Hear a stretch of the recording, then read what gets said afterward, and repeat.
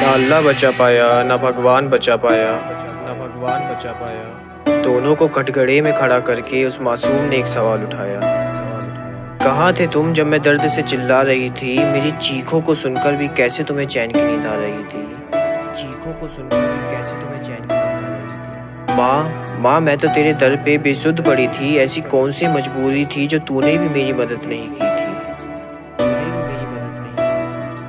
ऐसे सवालों से दोनों चुप खड़े थे। इंसान के रूप में दरिंदे बनाकर वो भी लाचार दिखे थे। इतना सुनते ही भगत सिंह गुस्से में बोल पड़े कि क्या ऐसी आज़ादी के लिए हम सब मरे थे? आज़ाद भी बेकाबू हो उठे। अपनी बंदूक को चूमकर वो नीचे जाने की जिद कर चुके। मुकदमा चालू हुआ ही था कि एक आदमी दरवाजे से अंदर दाखिल होते ही बोल पड़ा, जली मेरी भी बेटी थी उस हवस की आग में, नोचा उसका भी जिस्म उन दरिंदों ने काली रात में। चीखती चिल्लाती रही कि पापा अब सहा नहीं जाता, मार दो मुझे, अब मुझसे जिया नहीं जाता। निकल गया था मैं भी घर से इंसाफ मांगने, और उस दिन तो बेशर्मी बेरहमी से मिली थी। पीट पीट कर मौत उन्होंने मुझको भी दी थी। मरने से पहले एक बात बोलता गया कि मत लगाना बेटी पढ़ाओ बेटी बचाओ के नारे। यहाँ इज्जत लुटती है बेटी की भरे बाजार में। सब सुन थे दरिंदगी की ऐसी कहानी सुनकर, कुछ की तो आंखें भी भर आई ऐसी हवानियत से मिलकर।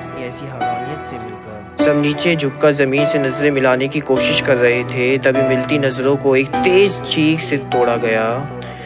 चीख कानों से सही नहीं जा रही थी, पर बारी तो अभी कुछ और सवालों की थी। मैं भी उस रात ऐसे ही चिल्लाई थी। नंगे बदन पर मेरे किसी ने ना चादर उड़ाई थी। उस रात मैं भी मदद की गुहार लगाई थी। हाँ, मैं वो ही निर्भया हूँ जिसकी मौत तुम्हारे खून में थोड़े दिन तक उबाल लाई थी।